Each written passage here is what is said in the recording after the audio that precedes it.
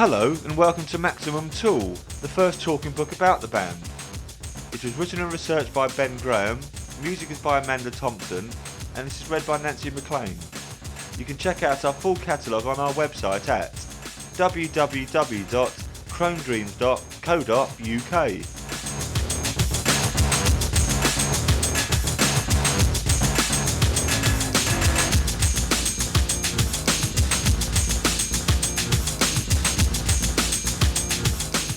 We have our own thoughts. We like different kinds of music. We do different kinds of things, and we get together.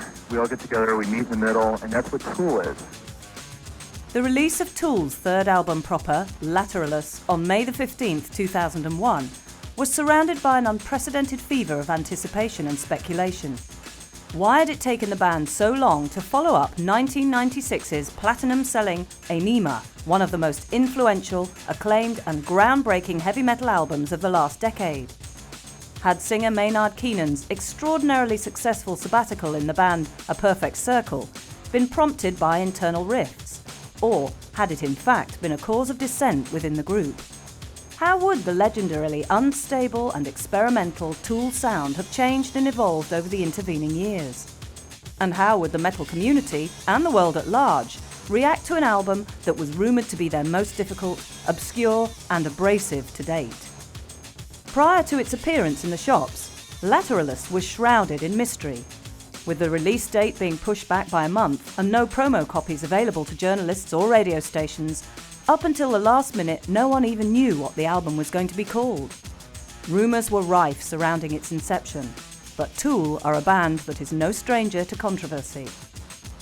Notoriously media unfriendly, the Los Angeles-based quartet rarely give interviews, which of course only adds to their enigmatic allure. Preferring to let the music speak for itself, Tool's main message has always been that the people should think for themselves and not follow what others tell them. All the areas that Tool's songs and imagery refer to, dreams, magic, the occult or paranormal, altered states of consciousness, can be seen as gateways to imagination and self-determination. From the start, the band has spoken out against censorship and state intervention in people's lives, and in favour of personal freedom and individual expression. Given this stance, it would be hypocritical for Tool to set themselves up as role models or figureheads, as somehow more important than anyone else. Anything you read or hear about Tool always has to be taken with a pinch of salt, as from the start the band have delighted in spreading misinformation about themselves. Far from being aloof or arrogant, Tool are in fact trying to encourage people to take them less seriously. They are human, they are fallible, they have a sense of humour, and not everything that issues from their mouths should be taken as the gospel truth. Yet, when it comes down to it, Tool are open, honest, intelligent individuals. Like their friend and mentor, the late comedian Bill Hicks, they loathe hypocrisy, stupidity and prejudice in any form. While unwilling to be used and manipulated by the mainstream media, they communicate directly with their fans via the internet. And in the end, they say everything that needs to be said in their music and their lyrics, which are never as impenetrable as the press would like to suggest. This, then, is why Tool have become so popular. They have refused to compromise either themselves or their fans. They've achieved massive commercial success without playing the game, controlling their own artwork and videos, working at their own pace in their own way. While this has at times infuriated the music business, it has won them a loyal, die-hard following who recognise in Tool a band that treats its audience with respect. And all Tool ask in return is intelligence and patience. Yes, Tool's music is something you have to work at. To the uninitiated, the grinding, claustrophobic riffs, the bleak, howling vocals, the shifting, complex rhythm patterns and unearthly electronic squeals on Tool's records may seem daunting. The obscure Latin titles, occult imagery, heavy lyrical subjects and depth of symbolism may seem off-putting. Yet Tool are a band that reward perseverance. The more you put in, the more you get out. There is a depth, a weight to Tool's music that will ultimately prove more fulfilling and longer lasting than that of many of their more immediate, accessible contemporaries. This is why so many bands try to ape the Tool sound, while failing to grasp the underlying philosophy or its subtle intricacies. This is why the band are wary of bootleggers, why they want their fans to be the first people to hear their new album, presented in the manner that they intended. Tool are respected because they've never sold out. They're loved because they produce some of the most challenging, complex and uncompromising music around today. Because they go deeper than any other group dares to, exploring the darkest psychological recesses of the human psyche. Put simply, they're a band you can trust, yet should never underestimate. They're a way in, and if you're prepared to work, then Tool are there for you, to help you to open your mind.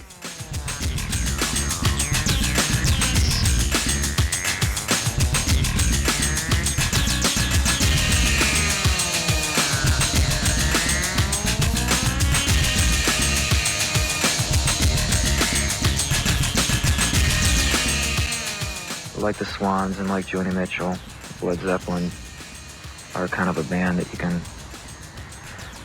you have to really hear the whole picture.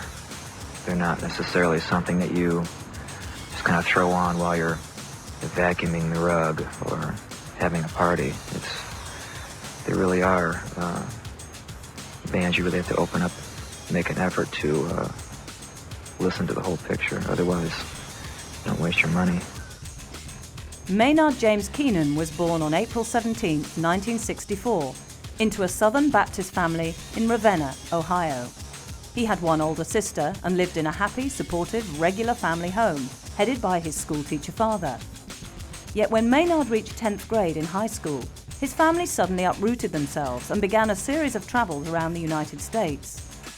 By the time he was 18, Maynard had lived in Ohio, Michigan, New Jersey, New York, Kansas, and Texas.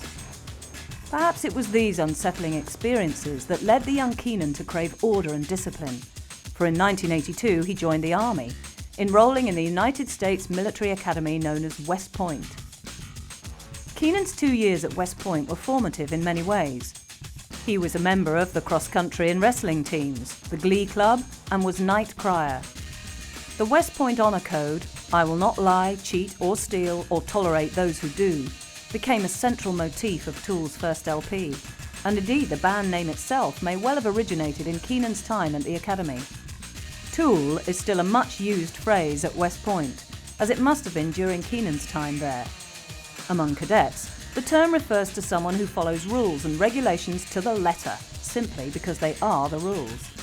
They do not think for themselves, and as a result are usually manipulated by others, the officers, into doing their dirty work for them. They exist to serve, without any individual thought or direction, and during wartime would be considered merely cannon fodder. This theory as to the origins of Tool's name is consistent with their recurring demand that people think for themselves rather than following orders. However, Keenan himself has said that the name originated with his bandmates joking around, saying that they were going to take him out back to the tool shed to beat some sense into him. An interest in human psychology, theories of control, government cover-ups and the relationship between the state and the individual were all fed during Keenan's time in the military. The Army also helped him develop a strong moral sensibility, albeit one that was counterpointed by a deep sense of alienation and unease. Keenan's mistrust of authority figures was confirmed, as was his insistence on questioning everything, including your own beliefs and perceptions, never automatically accepting what you're told. He later said that the Army taught him a lot about lowest common denominator behaviour, about how people react when stripped down to their basic human components. By all accounts, it wasn't a pretty sight. Eventually, Maynard Keenan decided to follow up his observations by quitting the military to study art. He attended the Kendall College of Art and Design in Michigan, the best in the area, where his work is remembered as haunting, intense and abstract. While there, he became friends with a future actress Gillian Anderson, now best known for the role of Scully in the sci-fi conspiracy theory TV show The X-Files. He also began expressing himself through music.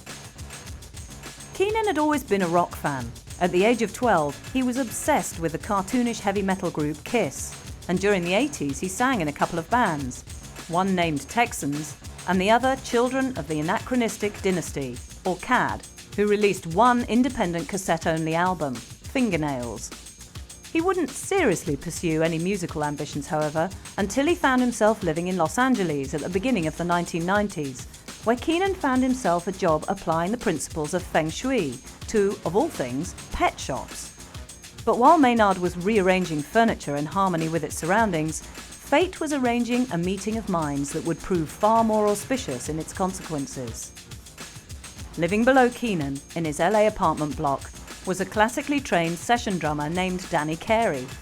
Born on the 10th of May, 1961 in Paola, Kansas, his normal, happy childhood was supposedly interrupted when he saw his father, an insurance company manager, out in the yard with a large sword, conducting some kind of Masonic ritual. This stimulated in Carey a lifelong interest in the occult, as well as in metaphysics, science and geometry.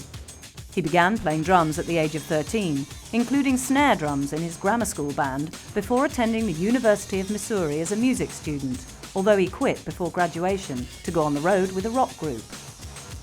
In 1986, Carey moved to LA to work as a jobbing drummer, playing with such diverse acts as 70s singer-songwriter Carole King and anarchic punk cabaret troupe Green Jello, whose Three Little Pigs was a UK hit around the turn of the decade. He also drummed with the rock act Pygmy Love Circus, with whom he still performs to this day and could be seen by night playing in the back room of any number of downtown clubs, often during this period using an electronic drum kit. Carey's day job was working in a tape duplication house, and it was here that he met guitarist Tom Morello, later of Rage Against the Machine. Morello introduced Carey to an old high school friend of his from Libertyville, Illinois, who had also recently moved to LA and who, coincidentally, was already jamming with Carey's upstairs neighbour. Adam Jones was born on January the 15th, 1965, and had played bass in Tom Morello's high school band, Electric Sheep. A comic book obsessive, Jones had originally studied violin as a child, but soon switched to guitar, as well as playing stand-up bass in the school orchestra. While attending art school, he'd attempted to combine his various interests in music, sculpting, sketching and skateboarding, finding that one activity would often inspire an idea in another field.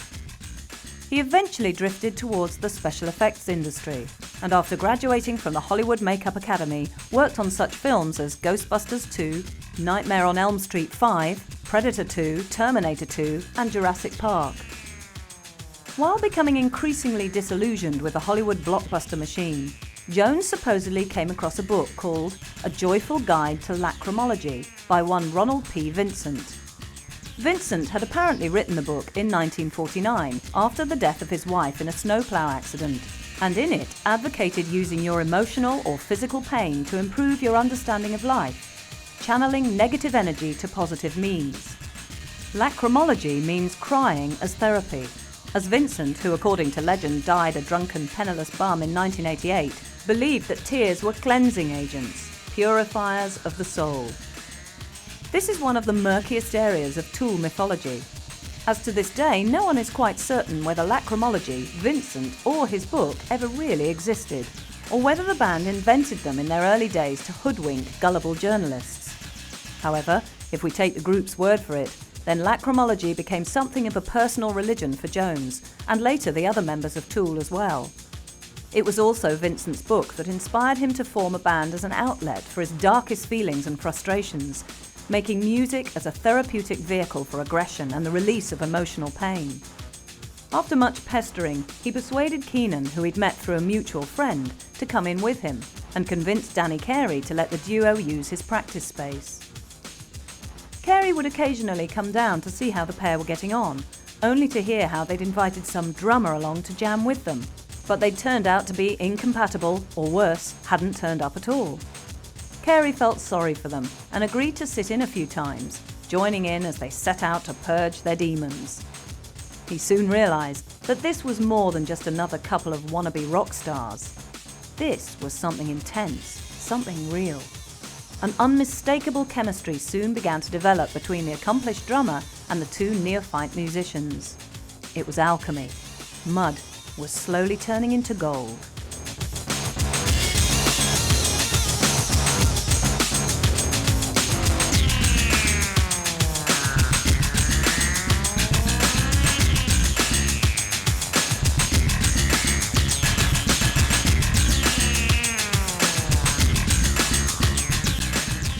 Yeah, well, I mean, we just try not to limit ourselves in any way, like emotionally, and that's what we try to keep in the forefront as we're composing, I guess, is making the songs the best emotional vehicles as possible. Paul D'Amour was a guitarist from the white trash backwater of Spokane, Washington, who had moved to Los Angeles in order to work in the film industry.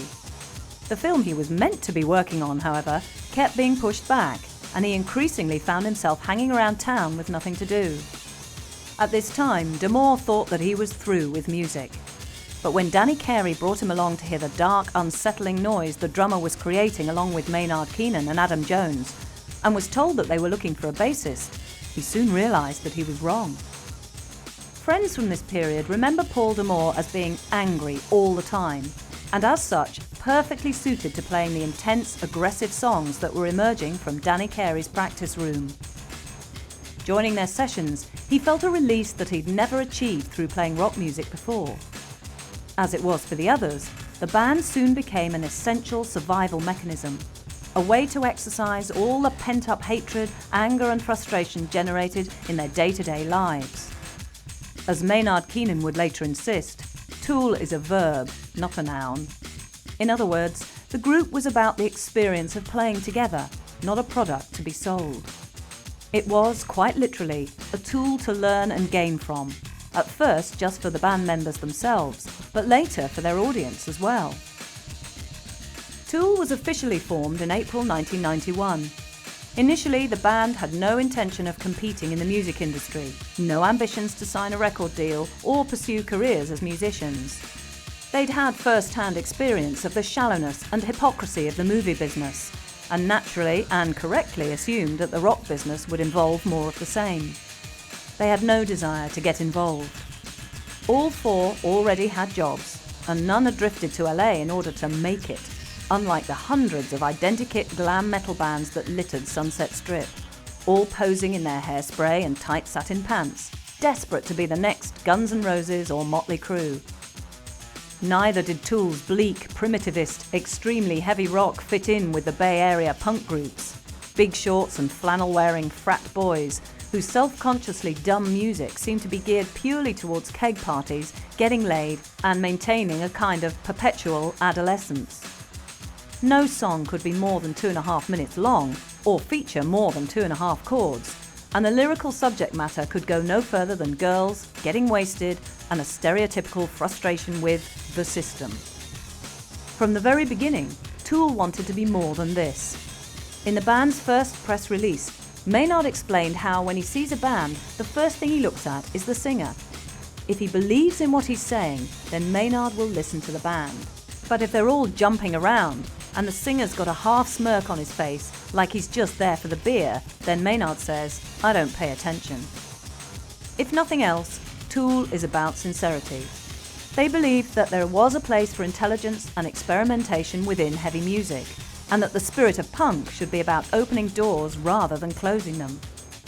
At the same time, they were influenced by the progressive bands of the early 70s that punk professed to despise, acts like Led Zeppelin, King Crimson, Peter Gabriel and Pink Floyd. They wanted to write longer songs that went deeper than just surface rage, that explored a more profound sense of alienation and disenchantment than their peers. They wanted to incorporate their interests in ritual magic, the paranormal, the visual arts and human psychology, and to be allowed to develop as musicians and songwriters. Tool was conceived as more than just a band. Instead, it was a whole way of looking at life, a fully integrated creative vision that the four members could maintain while continuing to pursue their day jobs. Tool were as surprised as anyone then by the record company bidding frenzy that erupted following only a handful of local LA shows. While the band were correct in assuming that they wouldn't fit in with either the pay-to-play hairspray scene or the lowest common denominator punk milieu, their early live gigs stood out simply by virtue of being so different, so unexpected. As Carey, Jones and D'Amour churned up a storm of aggression, anger and hatred, riffing furiously and rhythmically along a single theme, Maynard would stand stock still in the eye of the hurricane, letting the force of the music be channeled through him. Resembling some kind of skinny caveman, his long hair falling about his shoulders, Maynard would sway hypnotically, his eyes either half closed or staring unblinkingly out into his audience. Those same unblinking eyes seemed to be focused directly on their souls, on their society, on the rotten state of humanity in general. His clear, strident, unearthly voice would rise from a threatening mumble to a sudden piercing scream as the band played with raw, naked energy, all of them lost in the power of the music, not putting on a show, almost oblivious of the audience, but concentrating fiercely on what they were doing. The message was clear. Tool was for real. The music was heavy, not for effect, but because it was cathartic. It was deeply felt, and as such was bound to connect with a potentially vast audience who all felt the same way. Tool may not have fitted in LA, but in the wider music market there were bands that they considered their peers. In late 1991, Nirvana had just broken through with Nevermind, playing raw, uncompromising and emotionally expressive punk metal that the media soon termed grunge. While dismissive of the superficialities of the movement, Tool respected bands like Nirvana, Soundgarden, Alice in Chains and Nine Inch Nails, who had something to say and who were making powerful, extreme music in an environment still dominated by insipid pop and mindless FM radio rock. It was also inspiring to see that these bands were shifting units, and this phenomenon in turn allowed the record companies to see the potential in a band like Tool. The four-piece signed with the BMG-affiliated Zoo Entertainments in November 1991, barely 6 months into their existence, and after only a handful of shows. They may not have intended to go into the music business, but the music business had come to them. Tool were on their way.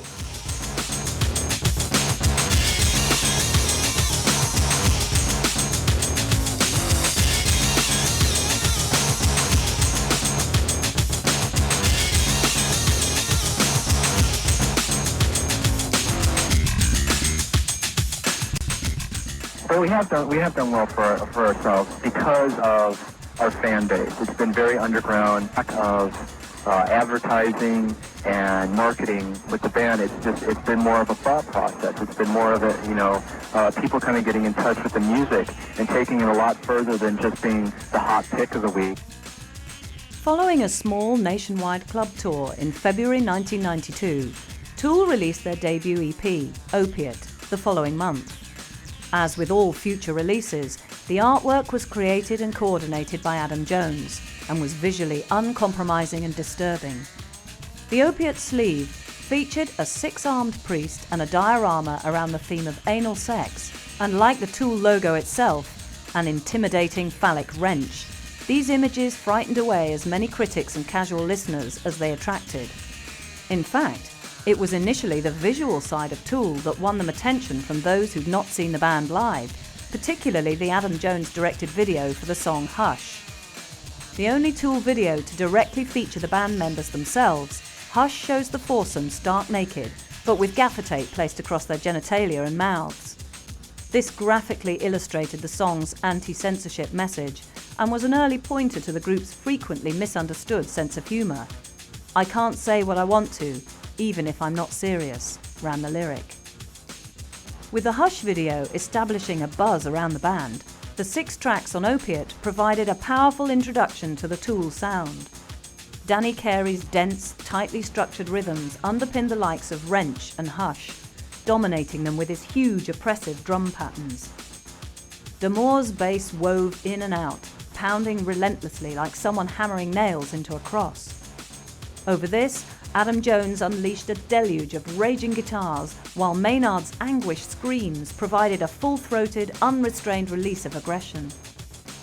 His haunting refrain on Part of Me provided a welcome change of pace, a melancholy pause before the unrelenting chaos of the EP's 2 live tracks, Cold and Ugly and Jerk Off. Both were recorded the previous New Year's Eve at a party at Green Jello's loft apartment, where Tool played to a packed house, including assorted LA gang members who were spraying their graffiti tags on the walls, while 150 to 200 more people were locked outside on the street. It's not necessarily the nicest element of Hollywood you get coming to your home when you say there's free beer, Maynard later remembered. People were bumping into them as they played, knocking things over, and the band were beginning to think that recording this shambles was going to be a huge mistake. When this frustration started to show in their performance, however, and the band started slamming back, the intensity, energy and aggression of the moment took over, and in the end, Tool turned in a wired, revelatory performance.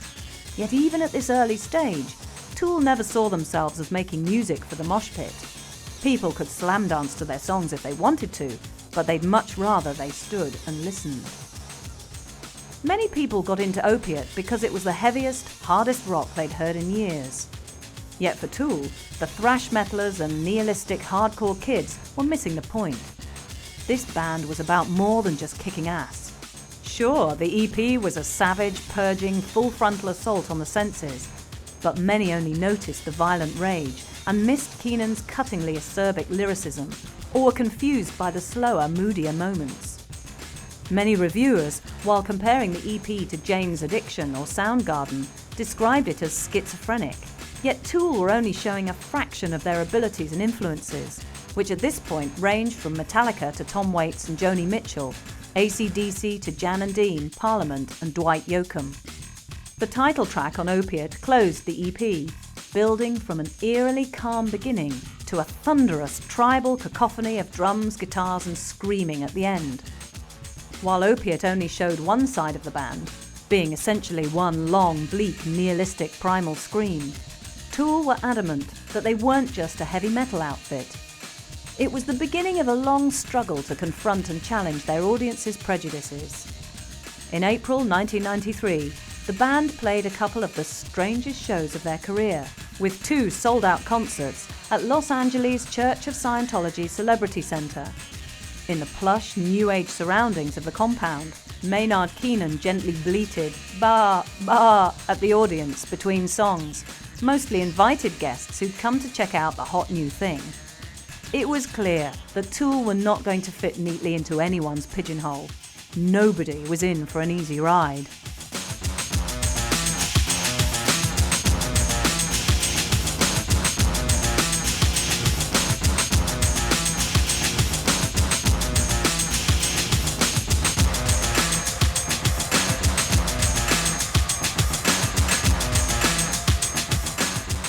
It's a kind of a burden because now, after touring on Undertow, we learn, you better make sure you write good songs because you have to play them a lot of times, and that would be just the nightmare to go out on the road and have to play something you didn't believe in, Following the release of the Opiate EP, Tool toured Europe as the support act for Rage Against the Machine, and then travelled across America opening for the Rollins Band. As more and more people got to see Tool live, so their grassroots support increased. An uncompromising, uncommercial band that were never likely to get much radio play, Tool won their growing and loyal fan base by word of mouth and by dint of their awesome live shows. Having seen that they did have an audience and that there were music fans out there who could connect with them and understand what they were about, Tool went back into the studio to record their first full-length album. Co-produced by Sylvia Massey, Undertow opened up the Tool sound beyond the relatively limited parameters of Opiate, exploring the darkest, most disturbing depths of human nature with a cold, almost surgical precision.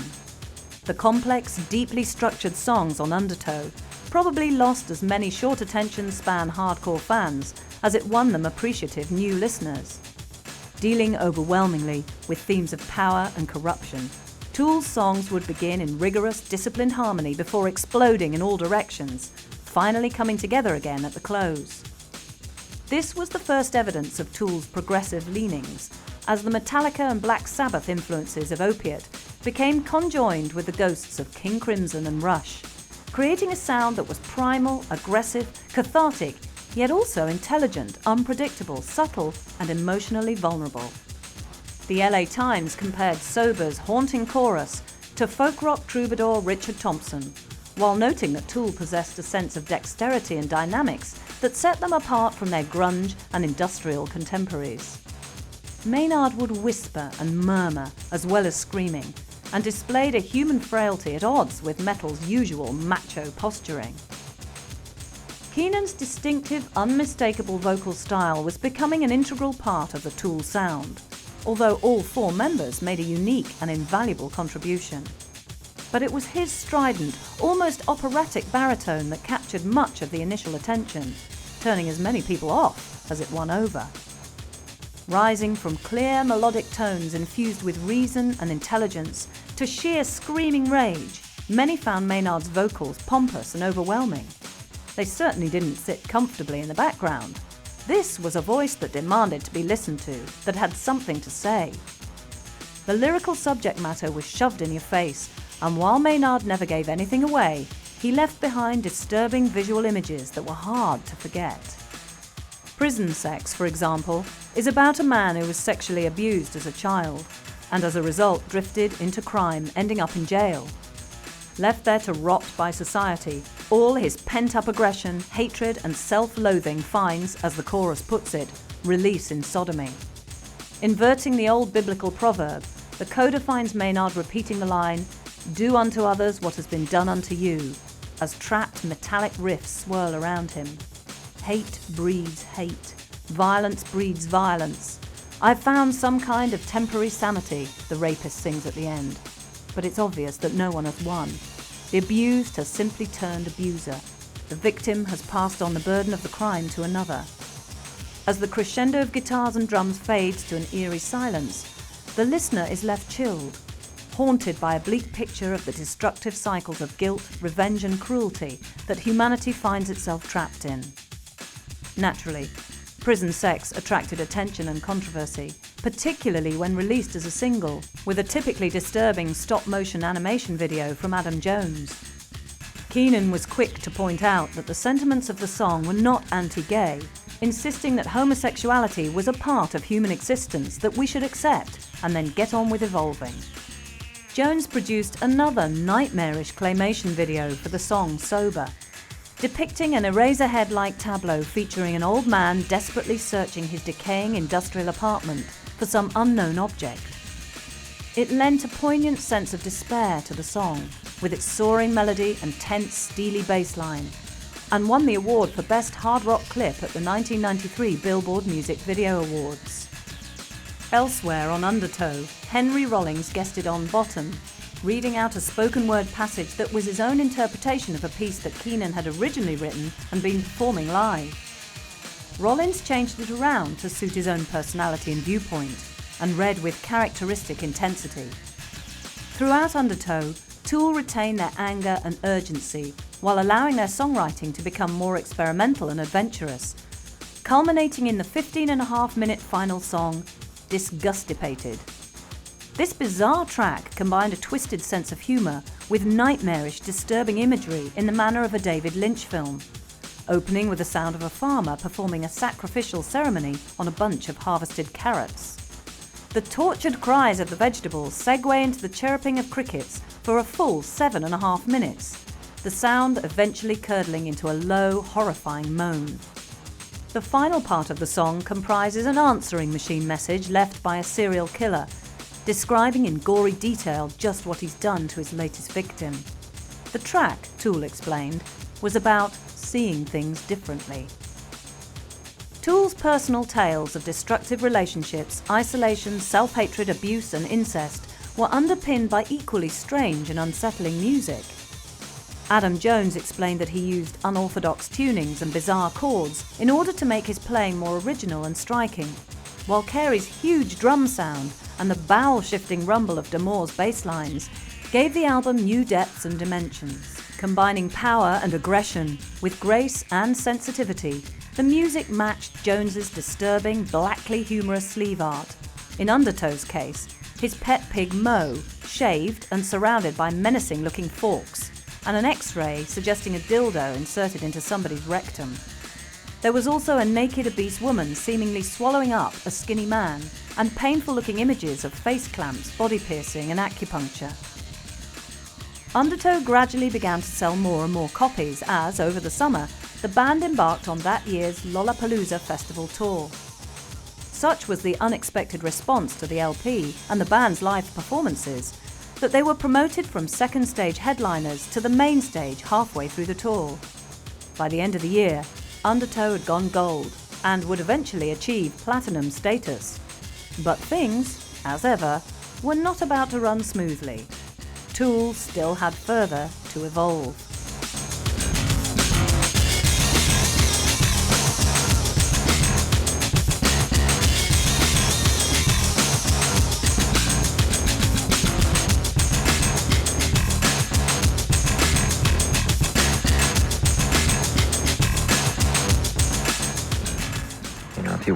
If you want pop hits, go listen to Green Day or,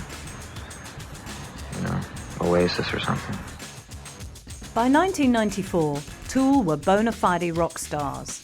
They won the 1993 Billboard Music Video Award for Best New Artist and had been the surprise star attraction at that year's Lollapalooza. They had toured around the world and as a result had developed both as musicians and as human beings. Seeing other cultures, other ways of life for the first time had broadened their horizons and changed their perspective. And the new material the band was writing was proving longer, more complex and introspective. Keenan in particular found that the more he played live, singing the band's purging songs of anger and aggression, the less he wanted to write new material in the same vein. Tool's music had always been therapeutic, a release, and it seemed like the therapy was working. The group had no intention of consciously trying to emulate the style that people expected of them, and they vowed that if they ever felt like they were merely going through the motions on a song, then they would stop playing it live, no matter how popular it was. Tool's new material was taking them in a different direction, and there was a feeling in the band camp that they'd maybe lose a lot of their metalhead fan base when the new LP was released. As it turned out, that wasn't all they'd lose. Paul D'Amour announced his decision to quit Tool at the end of a short Australian tour at the beginning of 1995. The band were already midway through writing their second album, and Paul had come to the conclusion that he didn't feel comfortable with the form the new songs were taking. The bassist had always been into the hardcore side of Tool, rather than their more progressive leanings, and ultimately it seemed like the band had outgrown him.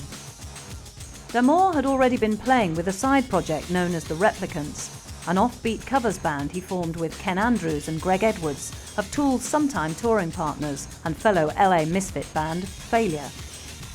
Initially intended as light relief, the Replicants released an LP on Zoo in 1995, covering a range of songs in distinctive, sometimes unrecognisable style, including Neil Young's Cinnamon Girl and Gary Newman's Our Friends Electric. Paul then went on to form his own band, Lusk, who would release the Free Mars LP. The split with Tool was, by all accounts, fairly amicable, although it was frustrating for the band, as they wanted to get on with finishing their new record as soon as possible. Musicians considered for the bass-playing vacancy included Scott Reeder of Chaos, Frank Kavanagh of Filter, and Marco Fox from Pygmy Love Circus. But Tool eventually settled on their first choice, 25-year-old Justin Chancellor from Kent, England.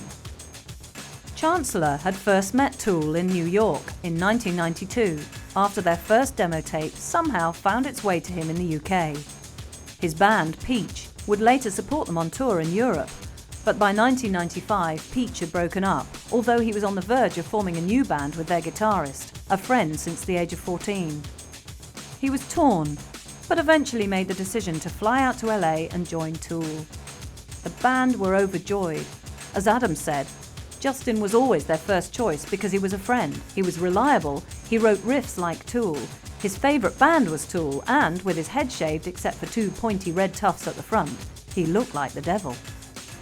Justin Chancellor joined Tool in November 1995 and, as expected, fitted right in. The chemistry was now complete, and Tool were on the verge of completing their most astonishing, adventurous record yet.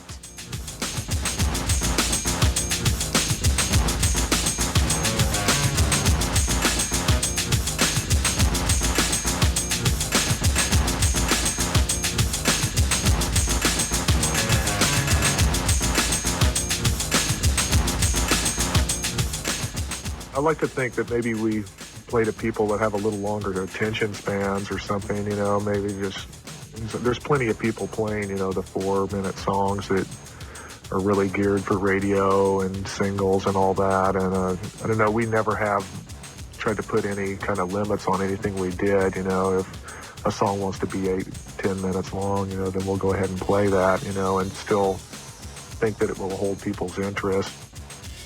Tool released their sophomore album, Anew, in October 1996. The title was a play on words between anima, in Jungian psychology, the repressed feminine side of the male psyche, and enema, reflecting Tool's twisted, scatological sense of humour, and the record's themes of exploration, purification, and prying open the third eye.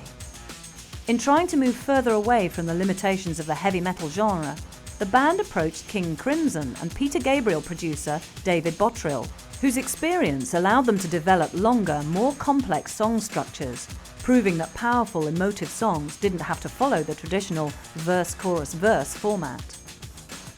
For many, this would have been a recipe for overindulgence, but even at 78 minutes long, Anew is a tight, disciplined recording, with an overabundance of ideas and textures. Of the 15 tracks, only 9 qualify as songs as such, while the rest are experimental ambient interludes and sketches, or sound collages, linking the album together. Anew could loosely be said to be that dread beast, the concept album, the concept being unity and universal consciousness. Despite the usual plethora of disturbing images, psychic darkness, and relentless punishing grooves, Tool insist that Anew is a life-affirming record. In interviews, the band claimed that they wanted to make the point that energy is primary and the illusion of matter is secondary. In other words, that all of us and everything on this planet are made up of the same substance. How does this reflect on the lack of unity in the way that we treat each other, they seem to be saying, and on the fact that we, for some reason, consider ourselves a higher life form than plants and animals? Harsh and unsettling, Anew presented a bleak metallic soundscape, all dense rhythms, neoclassical passages, poisonous swirls of sound, found voices and electronic squeals. Stinkfist, the opening track, begins quietly, Keenan's filtered vocals echoing over empty spaces, before erupting into a storm of descending power chords and thunderous torrential drumming.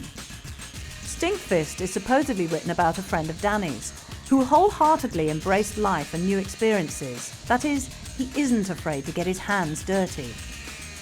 Maynard described the imagery of the song as being like stepping through a portal into a different reality, completely altering your perceptions, all your senses lit up with a new understanding. In the award-winning video for this song, released as a single, Jones's stop-motion animation portrays a race of crazed sand people who live on a diet of undigested nails that poke out of their abdomens. They also suck fat from tubes and wires, which causes huge tumours to grow on their heads, and which they then shed and keep in jars. There is also a race of mutants with visible internal organs and others whose entrails can be plugged into the wall.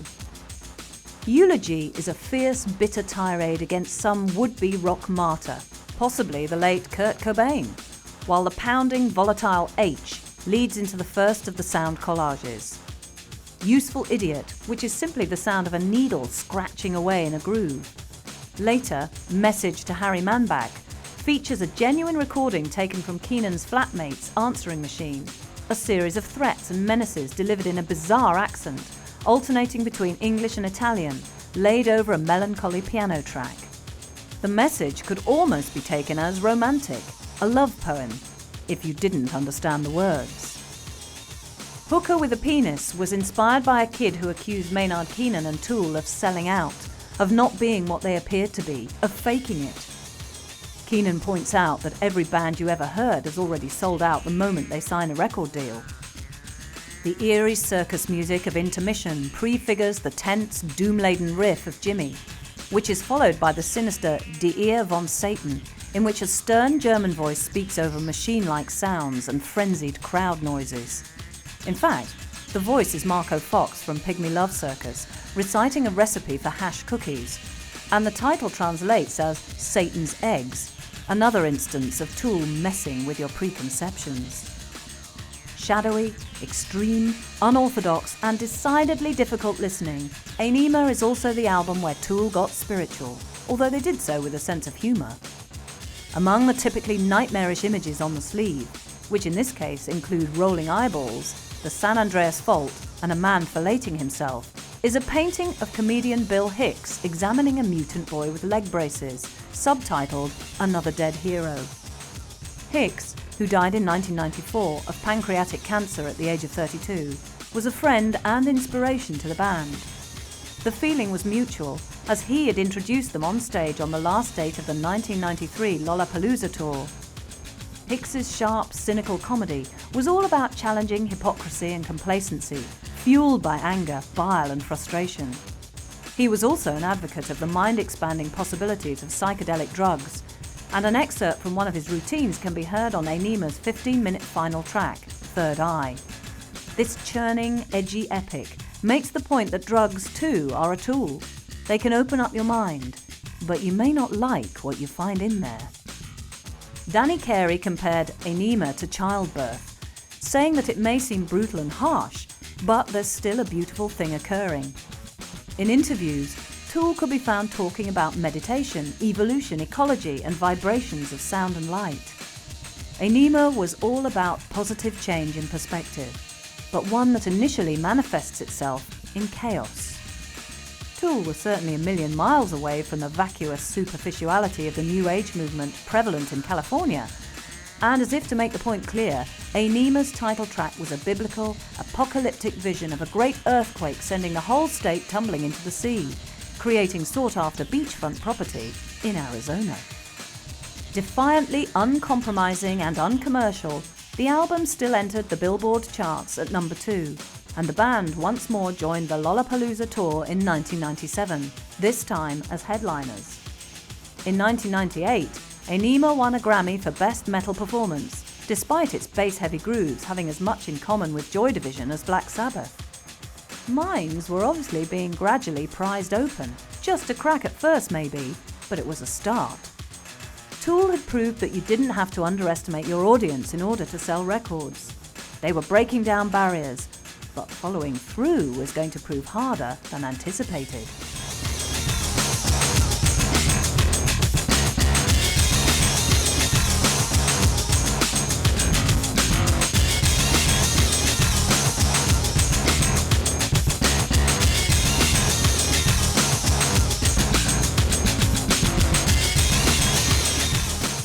Rage in particular, they're real politically oriented, and none of us in the band, want to get into a political stance. I think that belongs in a separate area. What we do, we try to equate more to art. I don't think politics really has much room in art. In September 1997, Zoo Entertainments filed a lawsuit against Tool for making a wrongful attempt to abandon its exclusive recording contract. The company had got wind of the fact that Tool's management had been courting offers from other labels while still under contract with Zoo. Tool then countersued, saying that the company had in fact failed to renew their contract, and so the band were technically free agents. The dispute went to court, and in the meantime, Tool were unable to write or record anything to follow up what had been their most critically and commercially successful album to date. The situation was ridiculous.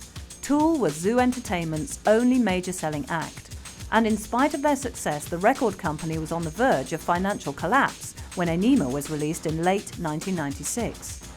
Nobody seemed to know what was going on, and when a new president was brought in, he began by firing all the people who had even a semblance of a clue, including the lawyers who dealt with Tool. Nobody at Zoo was aware that the band's contracts were coming up for renewal, and Tool, unhappy with the way things were going, didn't exactly speak up. Previous to this, the band's relationship with their record company had always been good.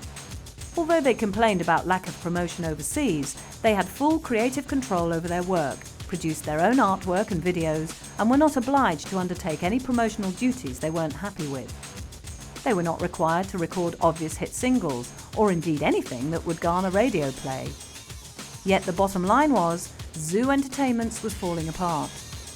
The company claimed that they had a verbal agreement with the band, which obviously could not be legally binding, but the matter still had to be settled in court, a lengthy and frustrating process. While Tool was grounded, the various band members pursued side projects.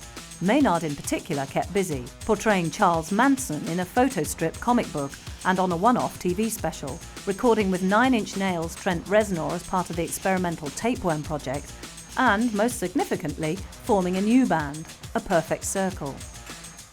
A Perfect Circle began when Keenan heard the songs that Tool's guitar technician, Billy Howardell, had been writing, and grew keen to collaborate. Howardell, who also worked with Guns N' Roses, Smashing Pumpkins and Nine Inch Nails, brought in Guns N' Roses and Vandals drummer Josh Freese, and later guitarist Troy Van Leuven and bassist Paz Lenchantin. The group made their live debut at LA's celebrity-studded Viper Rooms in August 1999, going on to play at the Coachella Arts and Music Festival in the California desert. With new Tool material being so eagerly awaited and long in coming, it was hardly surprising that record companies were desperate to sign A Perfect Circle, particularly as they plied a more melodic, conventional hard rock sound than the uncompromising Tool. A Perfect Circle released Mère des Noms on Virgin in 2000, one of the fastest-selling debut albums of all time. Preceded by the single Judith, the record's title translates as Sea of Names, and each song title is in fact the name of a real, mythological or symbolic person. Influenced by the writings of Joseph Campbell on the origins of myth, Mère des Noms was lighter, less aggressive than Tool, a swirling mix of Led Zeppelin riffing and intricate, subtle rhythms. The band supported Nine Inch Nails on tour in April, and as the album took off, spent more and more time on the road. Keenan never had any intention of leaving Tool, but A Perfect Circle was more than just a side project. He saw the two bands as coexisting, as different conversations with different people. A Perfect Circle would not end when Tool regrouped, nor vice versa. By this time, the rest of Tool were back in the studio, and Danny Carey expressed some annoyance that Maynard's other project was holding up the recording of the follow-up to Enema. Tool had won their court case with Zoo, but eventually ended up re-signing with them. The label was sold to new owners who changed the company's name to Volcano, threw almost everybody else off, and offered Tool a very lucrative new contract. As Volcano already owned the rights to their back catalogue, and was to all intents and purposes a brand new concern, they seemed the obvious choice. In fact, Tool's new deal represented a multi-million joint venture between the band and Volcano, in which Tool's records would be released on their own mini-label, Dissectional. Tool had more control than ever. They were ready to begin again.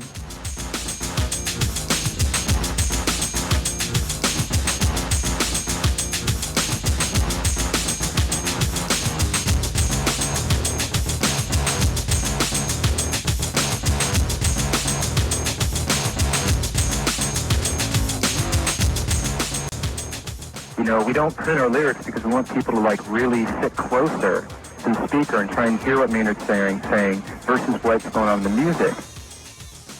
In December 2000, a new Tool release arrived in the shops. Salival was not the long-awaited follow-up to Enema, but what it was a chance for the band and their fans to look back on a decade of activity and close one chapter before opening a new one. Salival was a box set consisting of a CD, a booklet, and either a video or a DVD featuring all four of Tool's Adam Jones-directed promotional videos to date for Sober, Prison Sex, Stinkfist, and Enema. Despite critical acclaim and garnering numerous awards, the videos had never been commercially available before, and because of their graphic content had rarely been shown on TV. Fans would have to stay up till midnight to catch a glimpse of them on MTV, usually edited and sandwiched in between typically airbrushed pap. The clips all deserved better and benefited from repeated viewings, yielding up layers of ideas and imagery that could easily be missed the first time around. The Salival CD, meanwhile, consisted of 5 live tracks and 3 unreleased studio recordings. Of the latter group, the highlight was Tool's version of Led Zeppelin's No Quarter, originally recorded for a Led Zepp tribute album, but rejected for being too long. Of the live tracks, Third Eye opens with a sampled voice booming, "Think for yourself, question authority," while Push It expands in an entirely different direction from the version on Enema, evolving into an echoing, psychedelic dub metal epic complete with tabla break before gradually building to a demonic crescendo. There's also a version of You Lied, originally recorded by Justin Chancellor's old band Peach, and a previously unheard instrumental, Macabre. Salival was a tying up of loose ends, a way for Tool to clear out the stockroom and to thank the fans that had waited so long for new material. It was a document of how far they'd come, and a chance to see their groundbreaking video work in its entirety. Briefly, Tool allowed themselves the luxury of looking back. But the best was yet to come.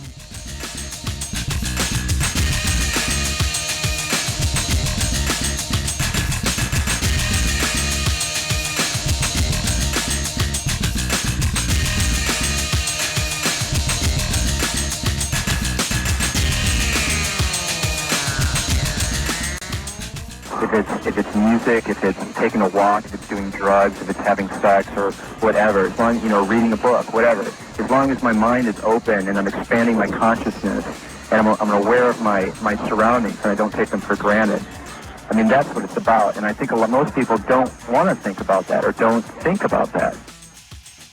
The anticipation surrounding the release of Tool's third album proper was immense. Since the release of Anew in 1996, the musical landscape had changed dramatically. Bands like Korn and the Deftones had sold millions of records to young, white, disaffected suburban middle-class Americans, storming through the doors that Tool had opened. Inevitably, these bands could not match the level of intelligence and experimentation in Tool's music, peddling instead a superficial, watered-down approximation of Tool's tense, industrial grooves, replacing genuine anger with inward-looking angst and tantrum-throwing. Nevertheless, the fact that these bands existed, as well as the success of A Perfect Circle, showed that Tool's extended leave of absence had left a huge gap in the marketplace. Towards the end of 2000, rumours started to appear in the press and on the internet concerning Tool's new album. It was being recorded using esoteric, magical rituals. It was sung in some ancient, obscure language purported to have been spoken by angels. It was going to be obscure, impenetrable, the heaviest record ever made, so heavy it didn't even have a title. The band themselves delighted in this contradictory barrage of misinformation, allowing assorted spurious song titles and album names to leak out. Systema Encephalae seemed the most likely for a while, until finally Tool put the record straight. It would be called Lateralus and would be released after some delays on May the 15th, 2001. Lateralus didn't disappoint. Recorded once again with David Bottrill, it clocked in at 79 minutes, a dense, demanding, soaring epic. Carey's drumming sounds huger and more exhilarating than ever, while Maynard's vocals seem to have been influenced by his more melodic work with A Perfect Circle. Adam Jones layers complex, serpentine riffs and coruscating walls of noise over Justin Chancellor's subterranean bass. As ever, there are intricate textures and arrangements, dynamic shifts in tempo and volume, waves of industrial percussion and plenty of surging, raw emotion. Songs often begin with quiet, hypnotic arrangements that suddenly explode with furious intensity, and the album itself seems to build to an aggressive peak before descending into the brooding miasma of the second half. The opening track, The Grudge, begins with a furious barrage of tribal drumming and staccato riffs, before expanding into sublime psychedelic space. The trick is repeated on the single Schism, an attack on the senses that becomes haunting, cutting deep into the soul.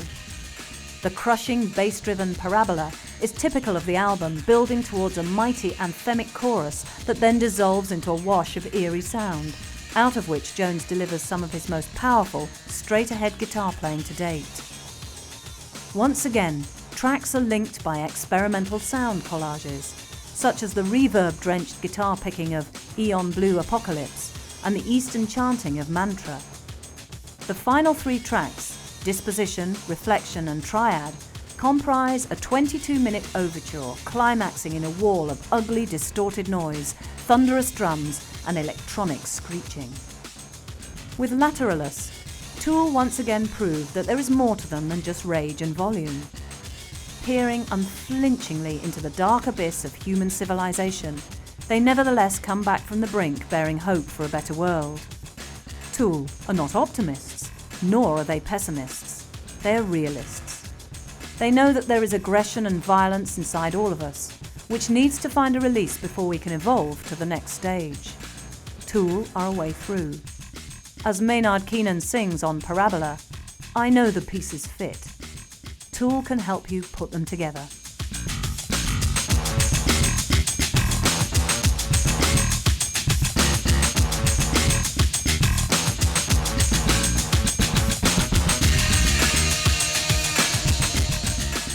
Thank you for buying Maximum Tool. We hope you enjoyed it. Watch out for further titles on Chrome Dreams coming up soon. If you did enjoy it or have any comments or suggestions, write to us at Chrome Dreams, PO Box 230, New Malden, Surrey, UK, KT3 6YY, or email on mail@chromedreams.co.uk. Details of our full catalogue are listed on our website at www.chromedreams.co.uk. Thanks again for listening and goodbye for now.